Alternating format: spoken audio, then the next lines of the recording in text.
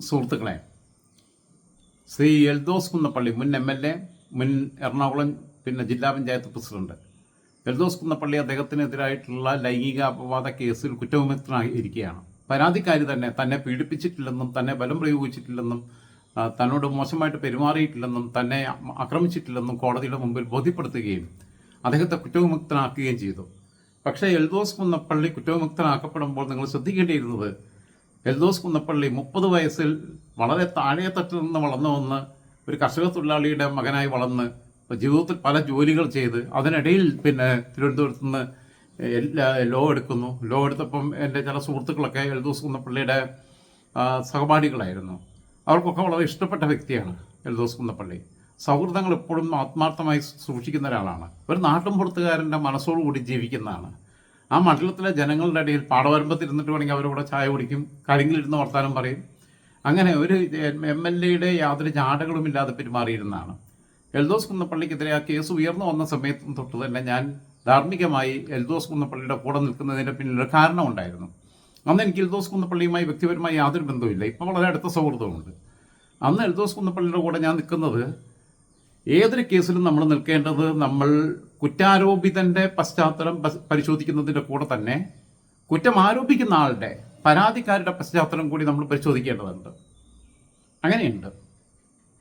നാളെ ഗോവിന്ദച്ചാമി ഏതെങ്കിലും വാർഡൻ എന്നെ അടിച്ചു എന്ന് പറഞ്ഞിട്ട് പരാതി തന്നു കഴിഞ്ഞാൽ ഉടനെ ജയിലുദ്യോഗസ്ഥനെ സസ്പെൻഡ് ചെയ്യുകയല്ല വേണ്ടേ. ഇങ്ങനെയൊക്കെ പരാതി കൊടുത്ത ഗോവിന്ദച്ചാമി സൗമ്യ എന്ന് പറയുന്ന ഒരു പെൺകുട്ടിയെ അതിക്രൂരമായി റെയിൽവേ ട്രാക്കിലേക്ക് തള്ളിയിട്ട് തല ട്രാക്കിൽ ഇടിപ്പിച്ച് മൃതപ്രായയായി നിൽക്കുമ്പോൾ മരണത്തോട് മല്ലിടിക്കുന്ന നേരത്ത് ക്രൂരമായ ലൈംഗിക വൈകൃതങ്ങൾക്ക് ഇരയാക്കി അതിനുശേഷം ജയിൽ പുള്ളിയായിട്ട് കഴിയുന്ന സമയത്ത് കാലങ്ങളെടുത്ത് സ്വന്തം ശരീരത്തിൻ്റെ വെയിറ്റ് കുറച്ച് മെലിഞ്ഞ് ആ ജയിലിൽ ചാടി, എന്നിട്ടൊരു കിണറിൽ പോയി ചാടി, എന്നിട്ട് അദ്ദേഹത്തെ കണ്ടെത്തിയ സമയത്ത് ഗോവിന്ദച്ചാമി നിന്നെ കൊന്നുകളയുമെന്ന് പറഞ്ഞ് ഭീഷണിപ്പെടുത്തിയ ഒരു ക്രിമിനലാണ്. അപ്പോൾ ആ ക്രിമിനൽ ഒരു പരാതി കൊടുക്കുമ്പോൾ ആ ക്രിമിനൽ അയാളുടെ പശ്ചാത്തലമാണ് പരിശോധിക്കേണ്ടത്. ഏതൊരു കേസിനകത്തും ഇപ്പം ഗാർഹിക പീഡനം, സ്ത്രീധന പീഡനം തുടങ്ങിയിട്ടുള്ള കേസുകൾ, ഭാര്യയും ഭർത്താവും തമ്മിൽ എന്തെങ്കിലും പ്രശ്നം ഉണ്ടാവുക, അല്ലെങ്കിൽ അമ്മായിയമ്മയായിട്ട് എന്തെങ്കിലും പ്രശ്നം ഉണ്ടായാൽ 5 പൈസയും സ്ത്രീധനം മേടിക്കാതെ ഏതെങ്കിലും പാവപ്പെട്ട കുടുംബത്തിൽ നിന്ന് ദത്തെടുക്കുന്ന പോലെ കൊണ്ടുവന്ന പെൺകുട്ടിയായിരിക്കും. എന്നിട്ട് അവൾ പറയും അപ്പം 100 പവൻ അവർ മേടിച്ചു, കഴുത്തിന് കുത്തിപ്പിടിച്ചു എന്നൊക്കെ പറഞ്ഞിട്ടുള്ള ഇതൊക്കെ സമാനമായ സാഹചര്യങ്ങളെ അഭിമുഖീകരിച്ച് ജീവിതത്തിലെ നിരവധി ഘട്ടത്തിലൂടെ കടന്നു പോരുകയും പലരുടെ അനുഭവങ്ങൾ അറിയുകയും ചെയ്യുന്നൊരു വ്യക്തിയാണ് ഞാൻ. അതുകൊണ്ട് തന്നെ ഞാൻ കാള പറ്റൂ എന്ന് കേൾക്കുമ്പോൾ കയറെടുക്കുന്ന ഒരാളല്ല. പക്ഷേ ഇപ്പം നടന്നുകൊണ്ടിരിക്കുന്നത്, സാമൂഹ്യ മാധ്യമങ്ങൾക്കകത്ത് നടന്നുകൊണ്ടിരിക്കുന്ന ഒരു പ്രചരണം എന്താണെന്ന് വെച്ചാൽ, നമ്മൾ ഒട്ടും പ്രതീക്ഷിക്കാത്ത ചില ഓൺലൈൻ ചാനലുകൾ വരെ ഇതിനെ രാഹുൽ മാങ്കൂട്ടത്തിൻ്റെ കേസുമായി കൂട്ടിക്കെട്ടാനുള്ള ശ്രമം നടത്തുന്നത്. അങ്ങനെയാണെന്നുണ്ടെങ്കിൽ സൂര്യനെല്ലി പെൺകുട്ടി പറയുന്നത് നുണയാണ് എന്ന് നിങ്ങൾ പറയുന്നതിന് തുല്യമാണ്. ധർമ്മജൻ ഉൾപ്പെടെ 10-40ഓളം പേർക്ക് ധർമ്മജൻ ഉപയോഗിക്കുകയും 10-40ഓളം പേർക്ക് 16 വയസ്സിൽ 1996 കാലഘട്ടത്തിൽ കാഴ്ചവെക്കുകയും ചെയ്ത കേസിൽ ധർമ്മജനെ പിന്നീട് പിടിച്ചു. അയാൾ അഡ്വക്കേറ്റ് ആയിരുന്നു. അയാളെ പിടിച്ചു, അയാളെ ശിക്ഷിച്ചു. ആ പെൺകുട്ടി അനുഭവിച്ചു പോകുന്ന ദുരനുഭവങ്ങളുണ്ട്. അതിൻ്റെ ജീവിതം ശരിക്കും നശിച്ചു.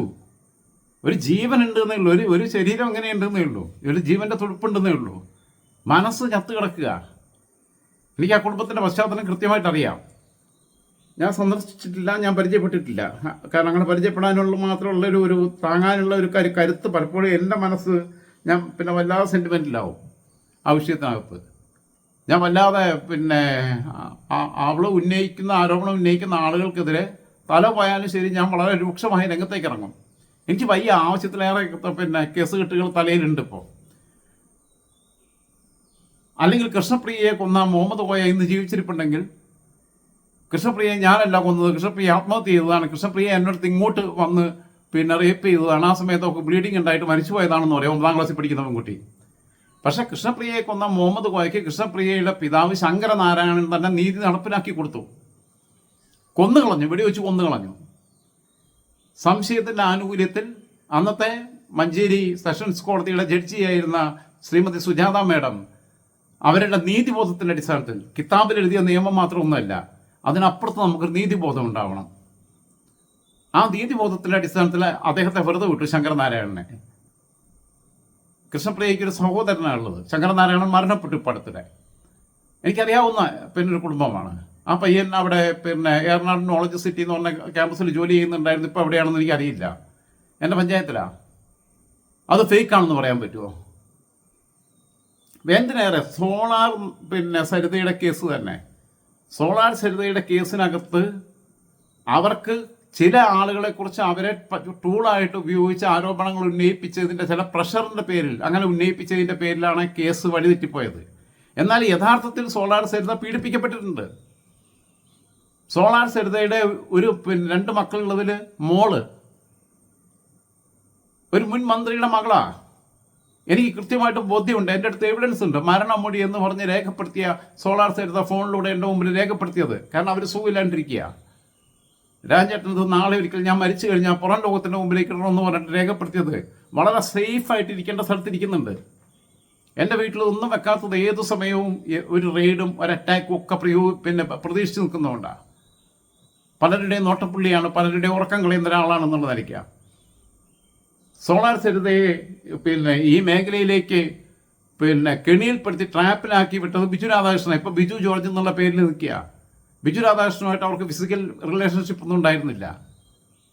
അന്നത്തെ ഒരു മന്ത്രിയുടെ, ഇപ്പോഴും ഈ മന്ത്രിസഭയിൽ അംഗമായിട്ടിരിക്കുന്ന ഒരാളുടെ ഔദ്യോഗിക വസതിയിൽ വെച്ചിട്ടാണ് അവരാദ്യമായിട്ട് ബലാത്സംഗത്തിന് ഇരയാവുന്നത്.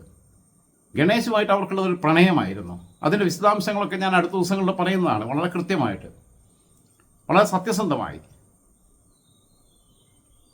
സരിത എന്നോട് പറഞ്ഞ ഓരോ വാക്കിനകത്തും നേരിൻ്റെ അംശമുണ്ടായിരുന്നു. പലരും പറഞ്ഞു സരിത പറയുന്നത് വിശ്വസിക്കരുത്. പക്ഷേ തിരിച്ചും മറിച്ചും ഒരു പോലീസ് ഉദ്യോഗസ്ഥൻ ചോദ്യം ചെയ്തതിനേക്കാൾ നന്നായിട്ട് ചോദ്യം ചെയ്യുകയും അതിൻ്റെ സൈക്കോളജിക്കൽ ലെവൽ എന്താണെന്നുള്ളത് മനസ്സിലാക്കുകയും ചെയ്തിട്ട് അപഗ്രഥിച്ചതിന് ശേഷമാണ് ഞാൻ നിഗമനത്തിലെത്തിയത്. ആ മന്ത്രിയുടെ വസതിയിൽ വെച്ച് വേറൊരു മന്ത്രി സംസ്ഥാനം അറിയപ്പെടുന്ന ഒരു നേതാവ് റേപ്പ് ചെയ്തതിൻ്റെ ചില ദൃശ്യങ്ങൾ വളരെ സുരക്ഷിതമായി ചില കേന്ദ്രങ്ങളിലുണ്ട്. എൻ്റെ കയ്യിലേക്ക് എത്തിച്ചിട്ടില്ല എന്നേ ഉള്ളൂ. എനിക്ക് വേണമെന്നുണ്ടെങ്കിൽ നാളെ രാവിലെ എത്തിക്കാൻ പറ്റും. ഇപ്പം ഞാൻ വെളുപ്പിനെ 5:17 ഞാൻ ഈ വീഡിയോ ചെയ്യുന്നത്. നിങ്ങളുടെ മുമ്പിൽ 7 മണിയൊക്കെ കഴിഞ്ഞിട്ടേ വിടുകയുള്ളൂ. അപ്പോൾ എൽദോസ് കുന്നപ്പള്ളിയുടെ വിഷയം വന്നപ്പോഴേക്ക് അത് മാത്രമല്ല, ഞാൻ പറഞ്ഞല്ലോ ഈ PC ജോർജ് അതിനകത്ത് ചില കളികൾ കളിച്ചു. അത് മാത്രമല്ല, ഇപ്പോഴത്തെ മന്ത്രിസഭയ്ക്കകത്ത് ഉന്നത സ്ഥാനത്തിരിക്കുന്ന ഒരു മന്ത്രി അന്ന് DVSP ആയിരുന്ന ഹരിശങ്കറിനെ ഉപയോഗിച്ചുകൊണ്ട് ഉമ്മൻചാണ്ടിക്കെതിരെ മൊഴി കൊടുക്കാൻ, പീഡിപ്പിച്ചു എന്ന് പറഞ്ഞ് മൊഴി കൊടുക്കാൻ വേണ്ടിയിട്ട് സോളാർ സരിതയെ ടോർച്ചർ ചെയ്തിട്ടുണ്ട്. ഇതൊക്കെ പുറത്തേക്ക് വന്നു കഴിഞ്ഞാൽ കേരളത്തിലെ മന്ത്രിസഭയുടെ നിലനിൽപ്പ് തന്നെ അവതാളത്തിലാവും. നിങ്ങൾ കരുതുന്ന പോലെ നിസ്സാരമായിട്ടുള്ള കാര്യങ്ങളൊന്നും അല്ല സംഭവിച്ചിട്ടുള്ളത്. നമ്മുടെ മലയാളിക്കുള്ള കുഴപ്പം കേട്ടുകേൾവിയുടെ പുറത്ത് ഇങ്ങനെ പറഞ്ഞുകൊണ്ടിരിക്കും. ഒരു ഇൻവെസ്റ്റിഗേറ്റീവ് ജേർണലിസം എന്ന് പറയുന്നത് വളരെ കൃത്യമായിട്ട് നടക്കുന്നില്ല. ആളുകൾ വിശ്വസിച്ച് പത്രപ്രവർത്തകരെടുത്തൊരു കാര്യം പറയുന്നില്ല. കേൾക്കുന്നതിൻ്റെ മുമ്പ് കാണാൻ പറ്റുമെന്ന് കേൾക്കുമ്പോഴത്തേക്ക് കയറെടുത്തങ്ങ് ഇറങ്ങി അത് എക്സ്ക്ലൂസീവ് അടിക്കാനുള്ള വ്യഗ്രതയാണ്. ക്ഷമയോടെ കാത്തിരിക്കണം. മാസങ്ങളായിട്ട് എൻ്റെ അടുത്ത് ഡിസംബറിൽ എൻ്റെ അടുത്ത് കിട്ടിയിട്ടുള്ള വിവരങ്ങളാണ് ഈ ഡീറ്റെയിൽസ് മുഴുവൻ. ഞാൻ എൻ്റെ വളരെ അടുത്ത സുഹൃത്തുക്കളുടെ അടുത്ത് മാത്രമേ പറഞ്ഞിട്ടുള്ളൂ. മാധ്യമരംഗത്തുള്ള ഏറ്റവും സുഹൃത്തുക്കളുടെ അടുത്ത് പോലും അധികം പറഞ്ഞിട്ടില്ല. ഇതൊക്കെ കൂടി എടുത്ത് പുറത്തേക്ക് ഇട്ട് കഴിഞ്ഞാൽ കേരളം ഇങ്ങനെ കിട്ടുങ്ങും, ഒരു സംശയമില്ല. വെറുതെ വലിയ വർത്താനം പറയുകയല്ല. ഹരിശങ്കർ അവസാനം ചത്തുപോയി. അത് നന്നായി എന്ന് പറയണം. സരിത തന്നെ പറയുന്ന ഹരിശങ്കറിൻ്റെ ഭാര്യയും മക്കളും മാന്യരാണ്, അവരതുകൊണ്ട് നന്നായിട്ട് ജീവിക്കുന്നുണ്ട്. ഹരിശങ്കർ ചത്തുപോയി, കൊന്നതാണെന്നും പറയുന്നുണ്ട്. പക്ഷേ സോളാർ സരിത ഉമ്മൻചാണ്ടിക്കെതിരായി ചില പ്രയോഗങ്ങൾ നടത്താൻ പ്രേരിതയായ ഒരു ഘട്ടത്തിൽ സരിത അതുവരെ പറഞ്ഞ സത്യങ്ങളെല്ലാം അതിൻ്റെ എല്ലാം ക്രെഡിബിലിറ്റി പോയി. അവിടെയാണ് ഉണ്ടായത്. പിന്നെ അവരെ ഒരു ഭൂലോക വേശിയായിട്ട് കാണുന്ന അവസ്ഥയിലെത്തി. അവർ കടന്നു വന്ന വഴികളിലെ വേദനകളും യാതനകളും എനിക്ക് കൃത്യമായിട്ട് അറിയാം. എങ്ങനെ അവർ ട്രാപ്പിലേക്ക് എത്തി എന്നുള്ളത്. നമ്മൾ കെണി കുടുങ്ങിക്കഴിഞ്ഞാൽ പിന്നെ രക്ഷപ്പെടാൻ പറ്റില്ല. മയക്കുമരുന്നിന് പലപ്പോഴും പലരും മയക്കുമരുന്ന് കാരിയേഴ്സ് ആവുന്നത് എങ്ങനെയാണ്? മയക്കുമരുന്ന് ആദ്യം ഒന്ന് രസത്തിന് നോക്കുന്നു പറഞ്ഞാൽ അങ്ങനെ കൊടുത്ത് ഫ്രീ ആയിട്ട് കൊടുത്ത് അങ്ങനെ അവനെ അഡിക്റ്റാക്കി പിന്നീട് ഇവൻ ചോദിക്കുമ്പോൾ കൊടുക്കില്ല. നീ എന്നാ സാധനം അവിടെ നിന്ന് എത്തിക്ക്, അപ്പം നിനക്ക് തരാം എന്ന് പറയും. അങ്ങനെ ഇവനെ കാരിയറാക്കും. അവൻ ഇതില്ലാതെ നിൽക്കാൻ പറ്റാത്ത അവസ്ഥയിലെത്തും. അതേപോലെ ട്രാപ്പിലാക്കുക ചെയ്തിട്ടുള്ളത്. എൽദോസ് കുന്നപ്പള്ളിയുടെ വിഷയത്തിൽ ആദ്യം തൊട്ട് എൽദോസ് കുന്നപ്പള്ളിയുടെ കൂടെ ഞാൻ നിൽക്കാൻ കാരണം ആ പരാതിയുടെ പശ്ചാത്തലം, പരാതിക്കാരിയുടെ പശ്ചാത്തലം, എൽദോസ് കുന്നപ്പള്ളിയെക്കുറിച്ചിട്ടുള്ള അഭിപ്രായങ്ങൾ, അദ്ദേഹത്തെക്കുറിച്ചിട്ടുള്ള ഫീഡ്ബാക്ക്, അത് അദ്ദേഹത്തിൻ്റെ ചർച്ചുമായി ബന്ധപ്പെട്ട്, അദ്ദേഹത്തിൻ്റെ ബാല്യകാലവുമായി ബന്ധപ്പെട്ട്, അദ്ദേഹത്തിൻ്റെ ലോ കോളേജിലെ സുഹൃത്തുക്കളുമായി ബന്ധപ്പെട്ട് അദ്ദേഹത്തിൻ്റെ ആത്മസുഹൃത്തുക്കളുമായി ബന്ധപ്പെട്ട് അദ്ദേഹവുമായി നിരന്തര സമ്പർക്കത്തിൽ ഏർപ്പെടുന്ന ആളുകളുമായി ബന്ധപ്പെട്ട് ഒരുപാട് കാലത്ത് റിസർച്ച് നടത്തിയിട്ടാണ്. അതിനുശേഷമാണ് ഞാൻ എൽദോസിനെ എൻ്റെ സുഹൃത്തായിട്ട് ഞാൻ സ്വീകരിക്കുന്നത്. വളരെ മാന്യമായിട്ടൊരു കുടുംബജീവിതം നയിക്കുന്ന, വളരെ കഷ്ടപ്പെട്ട് വളർന്നു വന്ന ഒരാളാണ് എൽദോസ്. ആ എൽദോസിന് സീറ്റ് നിഷേധിച്ചപ്പോൾ ഞാൻ പ്രതിഷേധിച്ചതാണ്. എൽദോസിന് എന്തിനാണ് സീറ്റ് നിഷേധിക്കുന്നത് കോൺഗ്രസ്സുകാർ? എൽദോസ് പറ്റിയ എന്തെങ്കിലും ചെറിയ അബദ്ധങ്ങളുണ്ടെങ്കിൽ അതിൻ്റെ 100 ഇരട്ടി തെറ്റുകൾ മനഃപൂർവ്വം ചെയ്തവരാണ് ഈ സീറ്റ് നിഷേധിക്കുകയും കൊടുക്കുകയും ഒക്കെ ചെയ്യുന്നതിൽ തീരുമാനമെടുത്തവരിലെ പങ്കാളികൾ, പ്രധാനികൾ. അവരാണ് സദാചാരം പഠിപ്പിക്കാൻ വരുന്നത്. എന്നിട്ടും നിങ്ങൾ ആലോചിച്ച് നോക്കുമ്പോൾ സ്ത്രീധന പീഡനം ഞാൻ പറഞ്ഞിട്ടുണ്ട് നേരത്തെ. ചിലർ പറയും ജാതിപ്പേര് വിളിച്ച് അധിക്ഷേപിച്ചു. എന്തെങ്കിലും പ്രശ്നം ഉണ്ടായിക്കഴിഞ്ഞാൽ കീഴ്ജാതിക്കാരനാണെങ്കിൽ ജാതിപ്പേര് വിളിച്ച് അധിക്ഷേപിച്ചു എന്ന് പറഞ്ഞിട്ട് കള്ളപ്പരാതി കൊടുക്കും. നോൺ ബെയിലബിൾ ഒഫൻസാണ്. ഈ പാവം പോയിട്ട് അകത്ത് കിടക്കണം. എന്നാൽ അതിൻ്റെ പേരിൽ സത്യത്തിൽ ജാതിപ്പേര് വിളിച്ച് അധിക്ഷേപിക്കുന്നവരില്ലേ? നമ്മുടെ മുൻ ചീഫ് സെക്രട്ടറി, ഇപ്പം അടുത്തൊരു റിട്ടയറായ ചീഫ് സെക്രട്ടറി, അവരുടെ പേര് ഇപ്പോൾ കിട്ടുന്നില്ല, വി വേണുവിൻ്റെ ഭാര്യ, അവർ പറഞ്ഞിട്ടുണ്ട് നിറത്തിൻ്റെ പേരിൽ ഞാൻ അപഹാസ്യയായി എന്നുള്ളത്, എന്നെ ഇൻസൾട്ട് ചെയ്തിട്ടുണ്ട് എന്ന് പറഞ്ഞിട്ടുണ്ട്. അവരെ പോലെ ഉന്നത പദവിയിലിരിക്കുന്ന ഒരാൾക്ക് അങ്ങനെ വെറുതെ പറയേണ്ട ആവശ്യമില്ല. അപ്പം ജാതി പേര് വിളിക്കുകയും അങ്ങനെ ജാതിയുടെ പേരിലുള്ള ഡിസ്ക്രിമിനേഷൻ നിലനിൽക്കുകയും ജെൻഡർ ഡിസ്ക്രിമിനേഷൻ നിലനിൽക്കുകയും സ്ത്രീധനത്തിൻ്റെ പേരിൽ കൊല്ലുകയും ഒക്കെ ചെയ്യുന്നുണ്ട്. മോഫിയ പർവീൺ എന്ന് പറയുന്ന ഒരു പെൺകുട്ടി, ആലുവക്കാരി പെൺകുട്ടിയെ എനിക്കറിയാവുന്നതാണ്. ആ കുട്ടിയുടെ ഉപ്പ ദിൽഷാദ് കെ.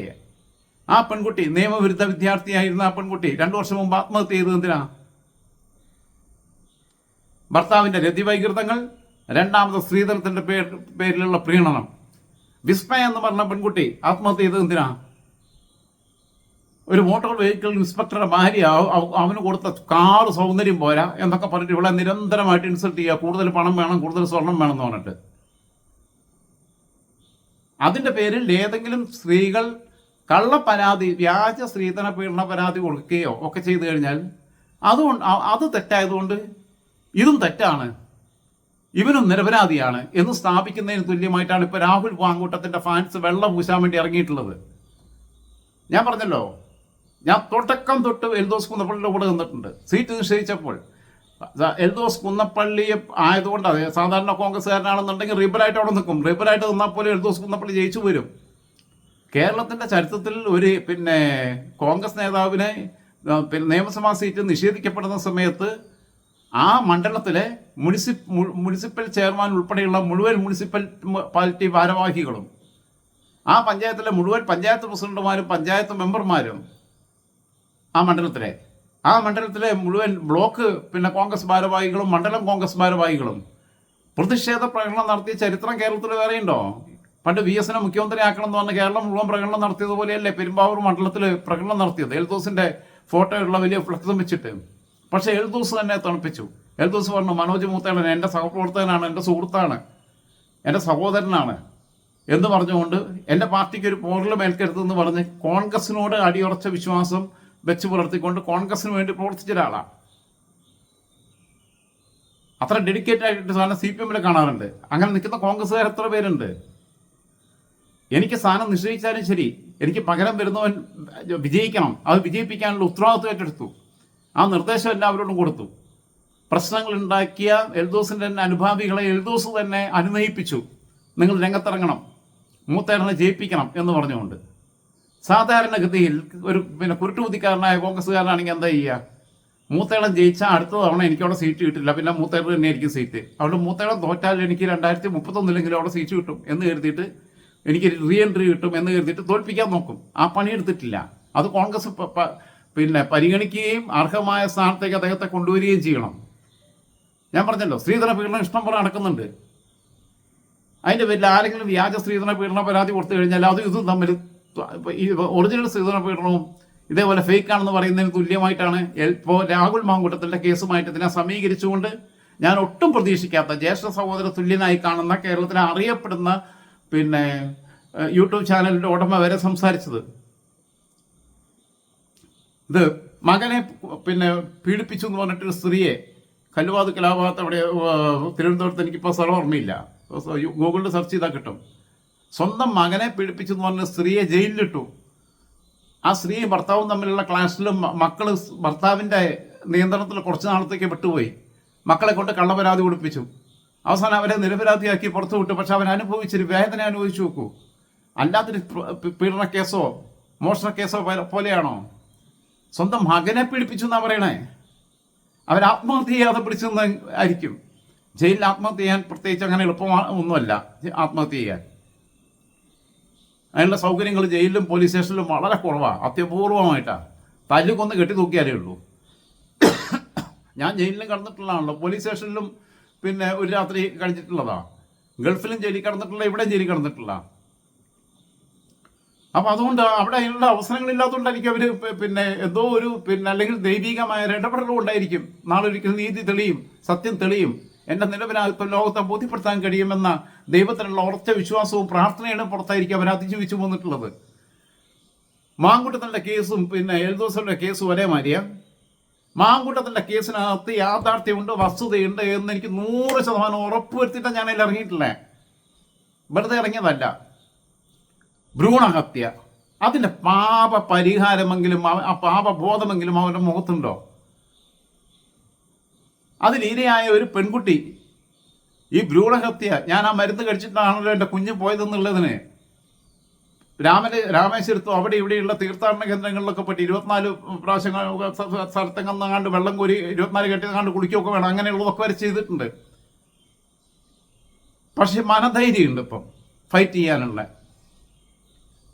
ഈ പരാതി കൊടുത്ത 3 പേരിൽ നിൽക്കുന്നുണ്ടെന്ന് കരുതിയോ? 10ഓളം കേസുകൾ ടേബിളിൽ കിടക്കുക, ബാക്കിയുള്ളവർ പേടിച്ചിട്ട് മുടി കൊടുക്കാതിരിക്കുക. എന്തായിരിക്കും ഞങ്ങൾ സൈബർ അറ്റാക്കിന് വിധേയരാകുമോ എന്നുള്ളത്. പോക്സോ കേസോടനുണ്ട്. 3ാമത്തെ അതിജീവിതയ്ക്ക് ഇപ്പോൾ ഉള്ള സ്ഥിതി എന്താണെന്ന് വെച്ച് കഴിഞ്ഞാൽ അവരുടെ ഭർത്താവ് പരിപൂർണമായി സപ്പോർട്ട് ചെയ്ത് കൂടെ നിൽക്കുന്നുണ്ട്, മാനസിക ധൈര്യം കൊടുത്തിട്ട്. മറ്റവർക്ക് 2 പേർക്ക് അങ്ങനെ പോലും ആൾക്കാരില്ല. 2ാമത്തെ പരാതിക്കാരി ചെറിയ കുട്ടിയാന്നേ, ഇവൻ എടുത്തോണ്ട് കാണുന്ന, ഇവൻ ട്യൂഷൻ പഠിപ്പിച്ച ഒരു കൊച്ചു കുഞ്ഞാ. അതിനോടൊക്കെ തോന്നിയാസം ചെയ്തിട്ടില്ലേ. 3ാമത്തെ പരാതിക്കാരി ഇവനുമായിട്ടൊരു പ്രണയം പോലും ഉണ്ടായിരുന്നില്ല. 2ാമത്തെ കുട്ടിക്കും ഉണ്ടായിരുന്നില്ല. ട്രാപ്പിലാക്കിയതാ പന്നീനേയും കൂട്ടിയിട്ട്. 3ാമത്തെ പെൺകുട്ടി ആയിട്ട് സൗഹൃദം ഉണ്ട്. സൗഹൃദത്തിന്റെ പുറത്ത് നാട്ടിലെത്തിയപ്പോൾ മീറ്റ് ചെയ്യാൻ തീരുമാനിച്ചൊരു കോഫി ഷോപ്പിൽ വെച്ചിട്ട് മീറ്റ് ചെയ്യാനാണ് തീരുമാനിക്കുന്നത്, പബ്ലിക് സ്പേസിൽ വെച്ചിട്ട്. ഇവൻ വൈകിപ്പിക്കുന്നു. എന്നിട്ട് ഇവൻ വിളിച്ചു പറയുന്നു, ഒരു കാര്യം ചെയ്യാം, അവിടെ ഒരുപാട് നേരം ഇരിക്കണ്ടല്ലോ, കുറേ നേരം അവിടെ ഇരിക്കുമ്പോൾ ബോറടിക്കുന്നില്ലേ, അവൾ 1 കോപ്പിയോ 2 കോപ്പിയോ അവിടെ കുടിച്ചിട്ട് പിന്നെ ഇരിക്കുക അവിടെ തന്നെ വായി നോക്കി. ഇപ്പോൾ വരുന്ന എഴുതിയിട്ട് ഞാൻ വരാൻ അല്പം വൈകും, അവിടെ തന്നെ ഹോട്ടലിൽ തന്നെ എൻ്റെ റൂമുണ്ട്, റിസപ്ഷനിൽ പോയിട്ട് താക്കോൽ എടുത്തിട്ട് അവിടെ ഇരുന്നു. അപ്പോൾ ഞാൻ അവിടെ പോയിരുന്നാൽ എങ്ങനെയാണെന്ന് ചോദിച്ചപ്പോൾ അതിന് കുഴപ്പമില്ല, എൻ്റെ റൂം എടുത്തിട്ട് അവിടെ വന്നിരുന്നു. എൻ്റെ വീട്ടിൽ, എൻ്റെ ഫ്ലാറ്റിൽ ആരൊക്കെ വരുന്നുണ്ട്? പെൺകുട്ടികൾ ഒറ്റയ്ക്ക് വരുന്നുണ്ട് ഇവിടെ. കഴിഞ്ഞ ദിവസം തന്നെ ഇപ്പം എൻ്റെ ചാനലിലെ സൂര്യചേട്ടനും സിബിക്കും അറിയാം, ഒരു പെൺകുട്ടി വന്ന സമയത്ത് ഞാൻ വന്ന് അവളെ പിക്ക് ചെയ്തു, എൻ്റെ വണ്ടിക്ക് കൊണ്ടുവന്നിട്ട് എൻ്റെ വീട്ടിലേക്കാണ് കൊണ്ടുവന്നത്. ഞാൻ പറഞ്ഞു ചായ എടുക്കണമെന്ന്, ചായ വേണ്ടെന്ന് പറഞ്ഞു. ഞങ്ങളിരുന്ന് സംസാരിച്ചുകൊണ്ടിരിക്കുമ്പോൾ ഞാനപ്പോൾ ഇവരെ വിളിച്ചു വരുത്തി, ബൈറ്റ്സ് ഓൺ ചാനലിലെ സിബിയും സൂര്യചേട്ടനെ വിളിച്ചു വരുത്തി. പിന്നെ ഞങ്ങൾ എൻ്റെ വണ്ടിക്കല്ല, സിബിയുടെ വണ്ടിക്കാണ് ഞങ്ങൾ അവരെ വണ്ടി കയറ്റി വിട്ടത്. അതുവരെ അരമണിക്കൂറോളം ഞങ്ങൾ സംസാരിച്ചു. അവർ വന്നതിന് ശേഷം ഞങ്ങൾ കുറച്ച് നേരം സംസാരിച്ചു ഒരു പെൺകുട്ടിയായിട്ട്. അത് ഈ വിഷയമായിട്ട് ബന്ധപ്പെട്ടതല്ല കേട്ടോ, രാഹുൽ മാങ്കൂട്ടോ ഇതൊന്നുമായിട്ട് ബന്ധപ്പെട്ടതല്ല, വേറെ പെൺകുട്ടിയുടെ കേസാണ്, വേറെ വിഷയമാണ്. അത് നമ്മളെ വിശ്വസിച്ച് വരുന്നതാണ്. അത് തന്നെ എന്നെ കാണാൻ വേണ്ടി സ്ത്രീകൾ ഇപ്പോൾ ആരെങ്കിലും വിളിച്ചു കഴിഞ്ഞാൽ എന്തെങ്കിലും ട്രാപ്പായിരിക്കും, എന്തെങ്കിലും വേറെ എന്തെങ്കിലും കെണിയായിരിക്കും, യുവന്മാരുടെ ഇടപെടലായിരിക്കും, യുവന്മാരുടെ ഗൂഢാലോചനയായിരിക്കും എന്നുള്ളതുകൊണ്ട് പലരുമായിട്ട് കാണാൻ, മീറ്റ് ചെയ്യാൻ, ഈവൻ ലുലുവിൽ വെച്ചിട്ട് മീറ്റ് ചെയ്യാന്ന് പറഞ്ഞാൽ പോലും ഞാൻ എന്തെങ്കിലും പറഞ്ഞ് സ്കിപ്പ് ചെയ്തിട്ട് നിങ്ങൾക്ക് എന്താ പറയാനുള്ളത്, നിങ്ങൾ വോയിസ് വിട്ടോളൂ, നിങ്ങൾ ടെക്സ്റ്റ് വിട്ടോളൂ എന്ന് പറഞ്ഞിട്ട് ഒഴിവാക്കുക. കാരണം ഇപ്പം ചുറ്റിനെയും നമ്മൾ ശ്രദ്ധിക്കേണ്ട സമയമാണ്. നമ്മളെ എന്തെങ്കിലും ട്രാപ്പിൽ, എന്തെങ്കിലും കെണിയിലോ പെടുത്താൻ വേണ്ടിയിട്ടുള്ള ശ്രമങ്ങൾ നടക്കുന്ന സമയമാണ്. അതിനെക്കുറിച്ചുള്ള നല്ല വിജിലൻ്റ് ആയിട്ടായിരിക്കണേ. ആലോചിച്ച് നോക്കൂ. പരാതിക്കാരായാലും അവരുടെ പശ്ചാത്തലമാണ് ആലോചിക്കേണ്ടത്. അങ്ങനെ കോഫി ഷോപ്പിൽ ഇരിക്കാന്ന് പറഞ്ഞ് റൂമിൽ പോയിട്ട് ഇരുന്നോളാൻ പറഞ്ഞപ്പോൾ ഇവൻ കയറി വരുന്നു. വന്ന പാടവനൊന്നുമില്ല, വാതിലടച്ചിട്ട് നേരെ തുണി പറിക്കൽ മാത്രമാണ്. ഇവനങ്ങ് തുണി ഊരിക്കഴിഞ്ഞാൽ ബാക്കിയുള്ളവർക്ക് അങ്ങ് വിഭ്രജിക്കുന്നായിരുന്നു. ഈ പെൺപിള്ളേർക്ക് റേപ്പാ നടന്നേ. ഈ 3 പേരിൽ ഒരു പെൺകുട്ടി എന്നോട് പറഞ്ഞതാണ്, ചേട്ടാ ഒരു റിവോൾവർ കിട്ടുമോ, എനിക്ക് അവനെ കൊല്ലണം, ഈ നീതിയൊക്കെ നമ്മുടെ നാട്ടിൽ നടപ്പിലാകുന്നില്ല, എനിക്ക് അവനെ കൊന്നിട്ട് എനിക്കും ചാവണം, അവനെ കൊല്ലണം. അങ്ങനാണെങ്കിൽ നാളെ ബാക്കി വരുന്ന പെൺകുട്ടികൾക്ക് ഇവിടെ സ്വസ്ഥതയോടുകൂടി ജീവിക്കാൻ വരുള്ളൂ. ഇത്തരം ക്രിമിനലുകളെ പെൺകുട്ടികൾ തന്നെ കൊന്നു കളയും എന്നുള്ള തോന്നലുണ്ടാവണം എന്ന് പറഞ്ഞേ.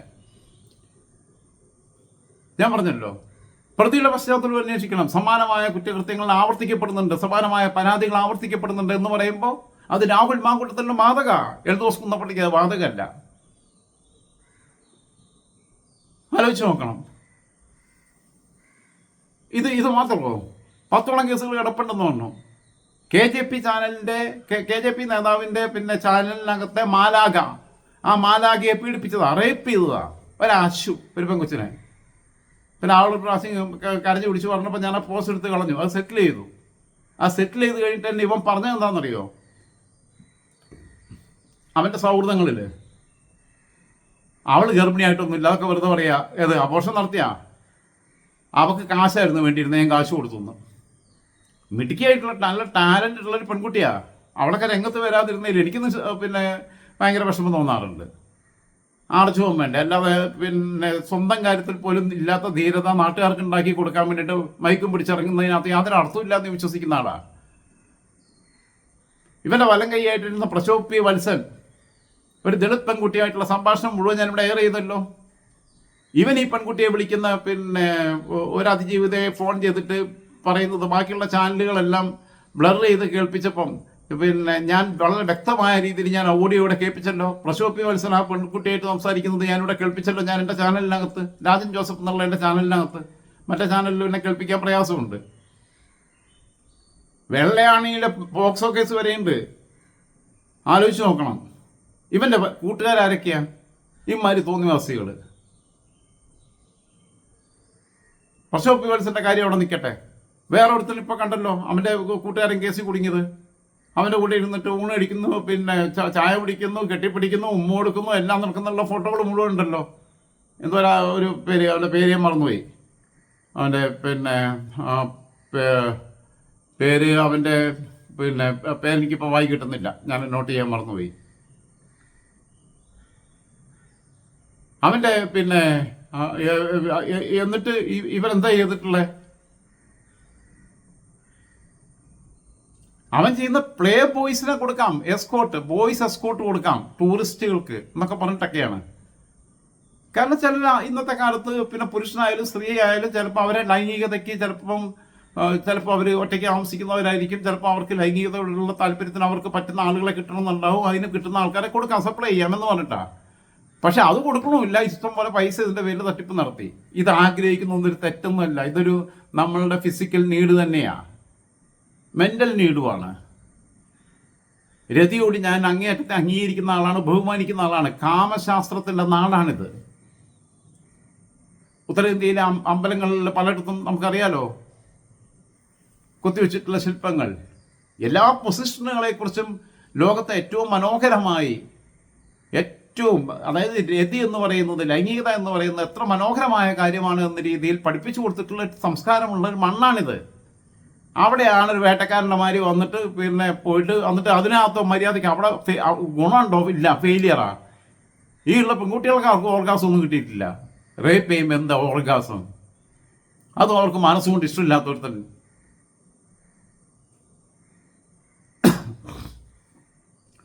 അപ്പോൾ ഇതാണ് അപകടകരമായിട്ടുള്ള അബോർഷന് വിധേയാക്കുക. ആത്മഹത്യ ചെയ്യുന്നവന് പേടിപ്പിച്ചിട്ട് പിന്നെ മരുന്ന് കഴിപ്പിക്കുക. ഓരോരുത്തരുടെ കേസിലും ഓരോ രീതിയിലല്ലേ നടന്നിട്ടുള്ളത്. ഇപ്പം നിയമത്തിൻ്റെ ദുരുപയോഗം സ്ത്രീകളും പുരുഷന്മാരും നടത്തുന്നുണ്ട്, ഇല്ലാന്ന് ഞാൻ പറയുന്നില്ല. പല പെണ്ണുങ്ങളും നടത്തുന്നുണ്ട്.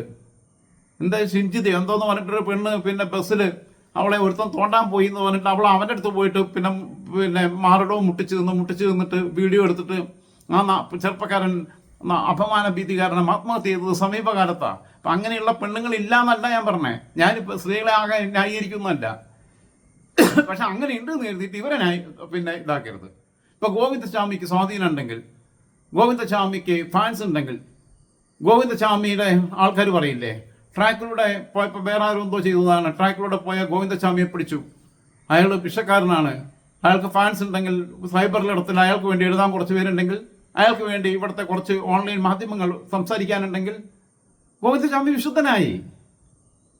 പണം മേടിച്ച് ഇങ്ങനെയുള്ള ആളുകൾക്ക് വേണ്ടി PR വർക്ക് നടത്തുന്നത് ആ പൈസ മേടിച്ച് സ്വന്തം കുഞ്ഞുങ്ങൾക്ക് ഭക്ഷണം മേടിച്ച് കൊടുത്താൽ അത് ദഹിക്കില്ല എന്നാണ് എനിക്ക് പറയാനുള്ളത്. നിങ്ങൾ കാലത്തോടും ദൈവത്തോടും നിങ്ങൾ നീതിബോധമുണ്ടെങ്കിൽ നിങ്ങൾ നാളെ ഒരിക്കൽ കണക്ക് പറയേണ്ടി വരുമെന്ന് എനിക്ക് പറയാനുള്ളത്. അത് എത്ര ചെറിയ യൂട്യൂബർ ആണെങ്കിലും എത്ര വലിയ യൂട്യൂബർ ആണെങ്കിലും ഏത് മാധ്യമങ്ങളാണെങ്കിലും ഏത് മാധ്യമ പ്രവർത്തകനാണെങ്കിലും ഏത് രാഷ്ട്രീയ പ്രവർത്തകനാണെങ്കിലും അറിയോ, ഓഫർ നൽകുക. എനിക്കറിയാം ചില പെൺകുട്ടികളുടെ കരച്ചിൽ എൻ്റെ കണ്ണിൽ നിന്ന് എൻ്റെ ചെവിയിൽ നിന്ന് ഇപ്പോഴും മുഴങ്ങിക്കൊണ്ടിരിക്കുക. വിതുമ്പി കരയുന്നവരനുഭവിച്ച കാര്യങ്ങൾ പലരുടെയും ട്രോമയിൽ നിന്ന് ഇപ്പം വിമുക്തി നേടുന്നുണ്ട്. കാരണം അത് അവരുടെ സുഹൃത്തുക്കളുടെ കൃത്യമായിട്ടുള്ള ഇടപെടൽ, കെയറിങ്, സപ്പോർട്ടിങ്, അവർ മെൻ്റലി സപ്പോർട്ട് ചെയ്യുന്നു. മാധ്യമരംഗത്തുള്ളവർ ഉൾപ്പെടെയുള്ളവർ അവർക്ക് മാനസികമായിട്ടുള്ള ബലം നൽകുന്നു, ആത്മബലം നൽകുന്നു, അവർക്ക് കരുത്ത് നൽകുന്നു. അതിൻ്റെ ഭാഗമായിട്ട് അവർ സർവൈവ് ചെയ്ത് വരികയാണ്. അറിയോ, ഞാൻ പറഞ്ഞില്ല, ഒരു പെൺകുട്ടി പറഞ്ഞതാ കൊല്ലണം എന്നാണ് എനിക്കവനെ കൊല്ലണം. അവൻ വിശുദ്ധനായിട്ട് വേഷം കെട്ടി നടക്കുക, അവൻ ഇത്രയും വൃത്തികേട് കാണിച്ചിട്ട് അവനെ കൊല്ലണം എന്നാ പറഞ്ഞ. കൊന്നു പോകുന്നേ. ഞാനൊരു പെണ്ണാണെങ്കിൽ എനിക്ക് ഇങ്ങനത്തെ അനുഭവം ഉണ്ടായാൽ ഞാൻ സത്യം പോലെ തീർത്ത് കളയും ഞാൻ. ബാക്കി പിന്നെ അല്ലേ എന്തിനാണ് ചാവും ചെയ്യും. 59 വയസ്സ് വരെയുള്ള ആളുകൾ പരാതിക്കാരുണ്ട്. അവരത് പുറത്തേക്ക് വന്നിട്ടില്ല എന്നേ ഉള്ളൂ. 59 വയസ്സ് പ്രായമുള്ളവരുമായിട്ടാകുമ്പോൾ മാത്രമേ ഇവന് രതിമൂർച്ചയുള്ളൂ. അത്രേ. അതും ഒരു മനോവൈകല്യ, ഒരു മനോരോഗ. പണ്ട് കാലത്തുണ്ടായിരുന്നു ചിലർക്ക് ശൈശവ ശയനം ഉണ്ടെങ്കിൽ യൗവനം നിലനിർത്താൻ പറ്റും. ഇപ്പൊ സന്തോഷ് മാധവൻ ചത്തുപോയി. ആൾ ദൈവമായിരുന്നു, സ്വാമിയായിട്ട് നടക്കുകയായിരുന്നു. പാവപ്പെട്ട കുട്ടികളിലേക്ക് ഓർഫനേജ് കൊണ്ട് താമസിപ്പിക്കാന്ന് പറഞ്ഞിട്ട് അവരെ പഠിപ്പിക്കാന്നൊക്കെ പറഞ്ഞിട്ട് കൊണ്ടു നിർത്തിയിട്ട് 13, 14, 15, 16 വയസ്സുള്ള കുട്ടികളെ പീഡിപ്പിക്കുക. എന്താണെന്ന് വെച്ചാൽ ചെറിയ കുട്ടികളുമായിട്ട് സെക്സിൽ ഏർപ്പെട്ടാൽ ഇവന്റെ യൗവനം വർദ്ധിക്കും എന്നുള്ളത്. അങ്ങനെയൊക്കെയുള്ളൊരു ചില നരേഷൻ നമ്മുടെ നാട്ടിലുണ്ട്. അതാലോചിച്ച് നോക്ക്. ആരാ സജന ബി ഷാജൻ യൂത്ത് കോൺഗ്രസിന്റെ സംസ്ഥാന ജനറൽ സെക്രട്ടറി അല്ലേ? പരാതി പറഞ്ഞില്ലേ? ഇതൊരിക്കലല്ല, ഞങ്ങളൊക്കെ പരാതി പറഞ്ഞതാണെന്നുള്ളത് പറഞ്ഞിട്ടില്ലേ? ആരാ വാണി പ്രയാഗ് യൂത്ത് കോൺഗ്രസിന്റെ സംസ്ഥാന സെക്രട്ടറി ആയിരുന്നില്ലേ? ശോഭാ സുബ്രഹ്മണ്യത്തിന്റെ പരാതി പറഞ്ഞിട്ടില്ലേ ഈ ഷാഫിയുടെ അടുത്ത്? എവിടെയായിരുന്നു ഈ ഷോഫിക്ക?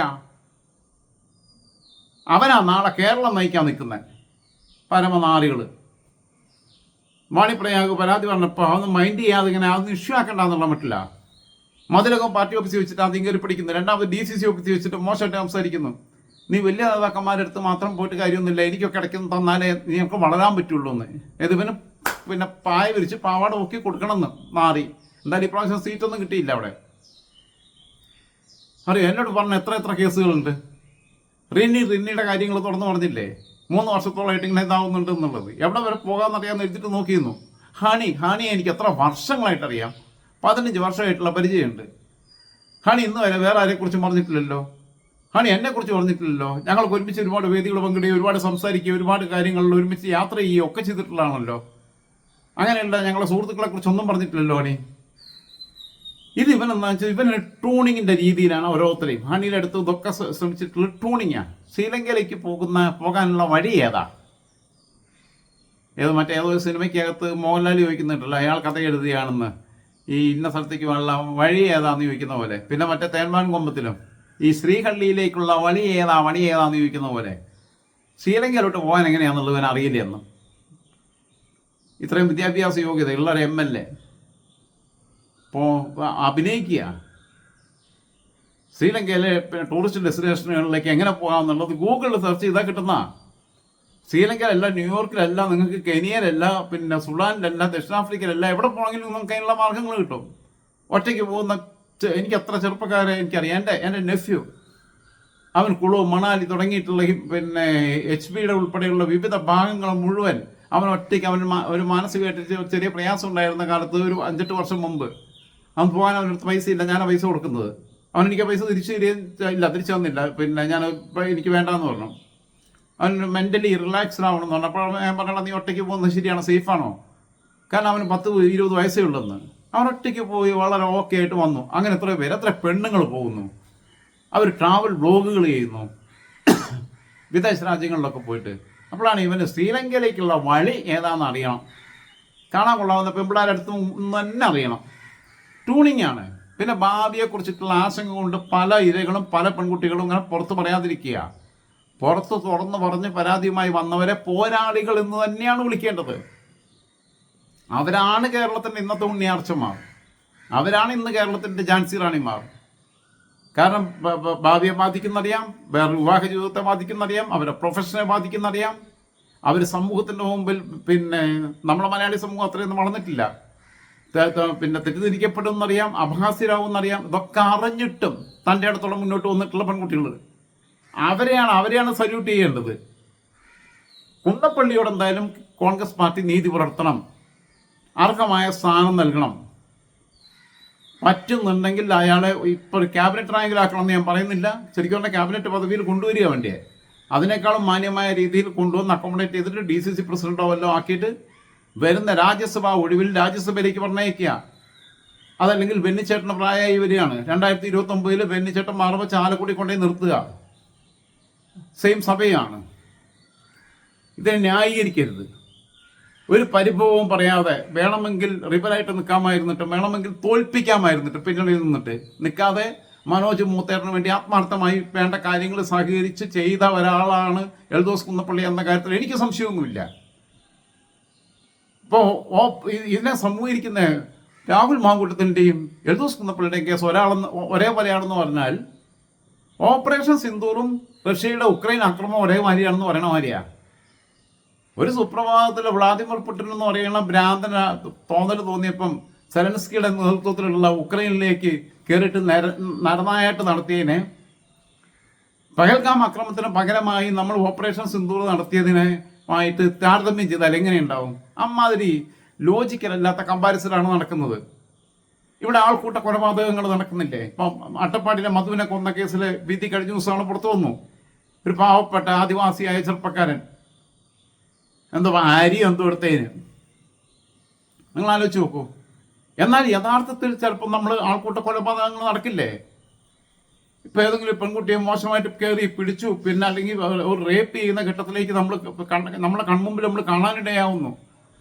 നമ്മൾ കയറി അടിച്ച് പിന്നെ പിടിച്ച് ശരിയാക്കി കളയുമ്പോൾ വരുന്നവരടിക്കും. ചിലപ്പോൾ ഇവൻ ചത്തുവും പോലീസ് വരുന്നതിന് മുമ്പ്. പറയുമ്പോൾ അതും ആൾക്കൂട്ട കൊലപാതക. പക്ഷെ ഇത് രണ്ടും തമ്മിൽ താരതമ്യം ചെയ്യാൻ പറ്റില്ലെന്നേ. രണ്ടും തമ്മിൽ വ്യത്യാസമുണ്ട്. രണ്ടിൻ്റെ കോണ്ടെക്സ്റ്റ് തമ്മിൽ വ്യത്യാസമുണ്ട്. അവിടെയാണ് എൽദോസിനെയും ഇവനെയും കൊണ്ടിട്ട് ന്യായീകരിക്കാൻ നോക്കുന്ന നാണം കെട്ടവർ. വിക്ടർ പിന്നെ ഭക്ഷണം മോഷ്ടിച്ചതിൻ്റെ എത്രയോ വലിയ കഥകൾ നമ്മുടെ മുമ്പിലുണ്ട്. വിക്ടർ ഹ്യൂഗോയുടെ പാവങ്ങൾക്കകത്ത് ജീൻ വാൽജീൻ എന്ന് പറയുന്ന കഥാപാത്രം വിശന്നിരിക്കുന്ന കുഞ്ഞുങ്ങളുടെ വിശപ്പ് കണ്ട് സഹി കെട്ടിട്ട് ഒരു കടയിൽ കയറി ബ്രെഡ് മോഷ്ടിച്ചു. പക്ഷെ അയാളെ മോഷ്ടമായിട്ട് കുറ്റപ്പെടുത്തി. ജന്മദിനം എന്ന വൈക്കം മുഹമ്മദ് ബഷീറിന്റെ കഥയിൽ സ്വന്തം സുഹൃത്തിന്റെ ഭക്ഷണം ജന്മദിനത്തിൽ സഹിക്കാൻ വയ്യാഞ്ഞിട്ട് വിശപ്പ് സഹിക്കാൻ വയ്യായിട്ട് മോഷ്ടിച്ച കഥ പറയുന്നുണ്ട്. കാരൂരിന്റെ പൊതിച്ചോറ് എന്ന കഥയിൽ സ്വന്തം ശിഷ്യന്റെ ഭക്ഷണം മോഷ്ടിക്കേണ്ടി വന്ന, പ്രത്യേകിച്ച് അക്കാലത്ത് അധ്യാപകർക്ക് വലിയ ശമ്പളമൊന്നുമില്ല. അന്ന് എയ്ഡഡ് സ്കൂൾ എന്നൊക്കെ പറഞ്ഞു കഴിഞ്ഞാൽ സർക്കാർ സാലറിയൊന്നുമല്ല. മാനേജർ ഇങ്ങോട്ട് വിളിക്കും, അയാൾക്ക് എന്തെങ്കിലും തോന്നിയാൽ കൊടുക്കും. ചിലപ്പോൾ അയാൾ വേണമെങ്കിൽ 2 കിലോ കപ്പ കൊടുക്കും, അല്ലെങ്കിൽ 1 കിലോ അരി കൊടുക്കും. ഇങ്ങനത്തെ സ്ഥിതിയാണ്. അങ്ങനെ സ്വന്തം ശിഷ്യന്റെ ഭക്ഷണം മോഷ്ടിക്കേണ്ടി വന്ന കഥയാണ് കാരൂരിന്റെ പൊതിച്ചോറി പറയുന്നത്. അതിനൊക്കെ ഇതുമായിട്ട് താരതമ്യപ്പെടുത്തരുത്. അപ്പോൾ അവരൊക്കെ ചെയ്തത് മോഷണമാണ്. അതേപോലെ തന്നെ അല്ലേ ഉള്ളൂ വിജയ് മല്യ ചെയ്തത് എന്ന് നമുക്കത് പറഞ്ഞാൽ എങ്ങനെ ഉണ്ടാവും?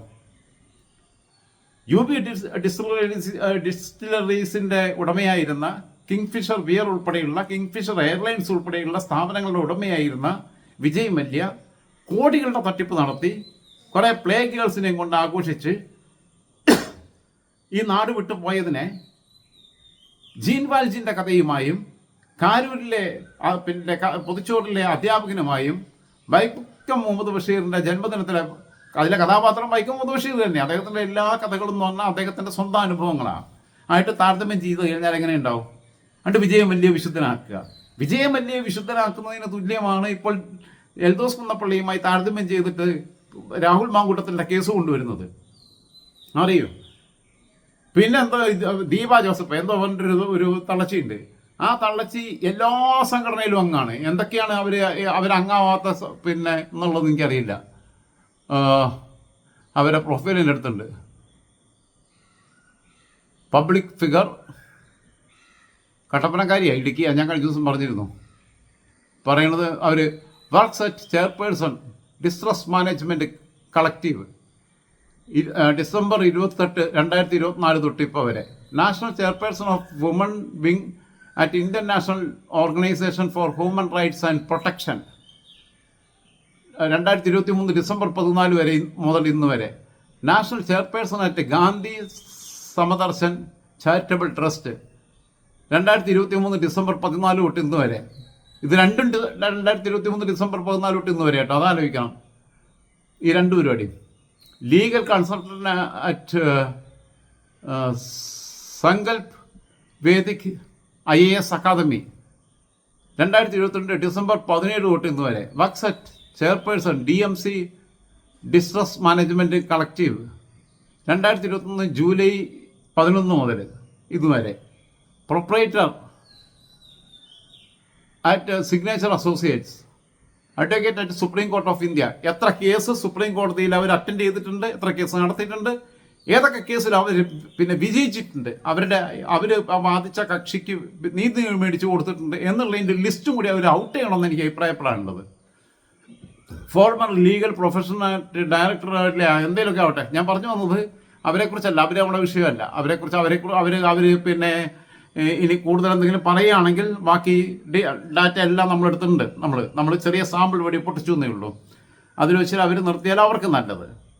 പണ്ട് ഞാൻ രാഹുൽ മാങ്കൂട്ടത്തിനോട് പറഞ്ഞ പോലെ, രാഹുൽ ഫോൺ ചെയ്തപ്പോഴേ പറഞ്ഞു, രാഹുലെ നിനക്കുള്ള മറുപടി നാളെ ഉച്ചയ്ക്ക് 12 മണിക്ക് തരും.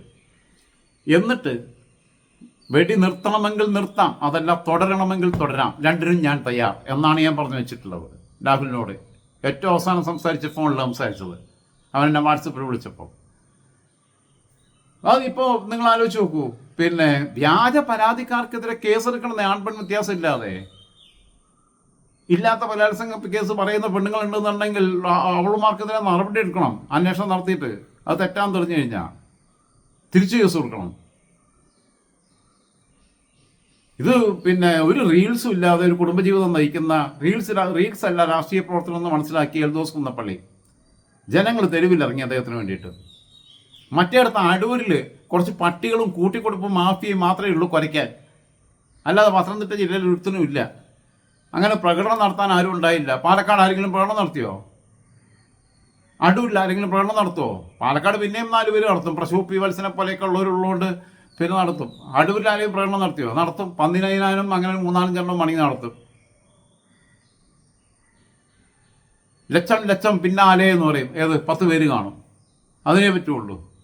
ഇപ്പം നടൻ കൃഷ്ണകുമാറിൻ്റെ സ്ഥാപനത്തിൽ, അദ്ദേഹത്തിൻ്റെ മകളുടെ സ്ഥാപനത്തിൽ, ദിയയുടെ സ്ഥാപനത്തിൽ ആ പെൺകുട്ടികൾ വ്യാജ ആരോപണം ഉന്നയിച്ചു ഇല്ലേ, പണം തട്ടിച്ചിട്ട് ജാതി പേര് വിളിച്ച് അധിക്ഷേപിച്ചു, ദിയയുടെ ഹസ്ബൻഡ് വേറെ രീതിയിൽ പെരുമാറി എന്നൊക്കെ പറഞ്ഞിട്ട്. പക്ഷെ അത് തെളിഞ്ഞു. എന്നാൽ പല സ്ഥാപനങ്ങളിലും ജീവനക്കാർക്ക് ശമ്പളം കൊടുക്കാതെയും ജാതിപ്പേര് വിളിച്ചോ അധിക്ഷേപിക്കുന്നില്ലേ? അപ്പം ഇവിടെ സംഭവിച്ചത് വ്യാജമായതുകൊണ്ട് ബാക്കിയുള്ളതെല്ലാം വ്യാജമാണെന്ന് പറയാൻ പറ്റുമോ? അപ്പം ഇത്തരം വിഷയങ്ങളെ ജനറലൈസ് ചെയ്യരുത് എന്നാണ് എനിക്ക് പറയാനുള്ളത്. അതിൻ്റെ പ്രത്യേകിച്ച് ഓൺലൈൻ മാധ്യമ രംഗത്തുള്ള എൻ്റെ പ്രിയപ്പെട്ട സുഹൃത്തുക്കൾ, ജ്യേഷ്ഠ സഹോദര തുല്യരായിട്ട് ഞാൻ കാണുന്ന ആളുകൾ അങ്ങനെയാണ് ഇതിനെ സാമാന്യവൽക്കരിക്കാൻ, അങ്ങനെ ഈ വിഷയത്തിൻ്റെ ഗൗരവത്തെ ലഘൂകരിക്കാൻ നിങ്ങൾ ശ്രമിക്കരുത്. എൽദോസ് കുന്നപ്പള്ളിക്ക് നീതി കിട്ടണം. കോൺഗ്രസ് ഉചിതമായ രീതിയിൽ അദ്ദേഹത്തെ അക്കോമഡേറ്റ് ചെയ്യണം, അക്കാര്യത്തിലൊന്നും സംശയമില്ല. പക്ഷേ എൽദോസ് കുന്നപ്പള്ളിയെ രാഹുൽ മാങ്കൂട്ടത്തിലുമായി കൂട്ടിക്കെട്ടുക എന്ന് പറഞ്ഞു കഴിഞ്ഞാൽ ഈ കേസിൽ കുറ്റവിമുക്തനായതിനേക്കാൾ ഏറ്റവും വലിയ നാണക്കേടാണ് എൽദോസ് കുന്നപ്പള്ളിക്ക്. എൽദോസ് കുന്നപ്പള്ളി ഇങ്ങനെ നിങ്ങൾ ഇതുമായിട്ട് താരതമ്യം ചെയ്ത് കഴിഞ്ഞാൽ എൽദോസ് കുന്നപ്പള്ളി ആത്മഹത്യ ചെയ്താൽ അതിന് ഉത്തരവാദികൾ നിങ്ങളായിരിക്കുന്നു മാത്രം പറഞ്ഞുകൊണ്ട് തൽക്കാലം ഗുഡ് മോർണിംഗ്.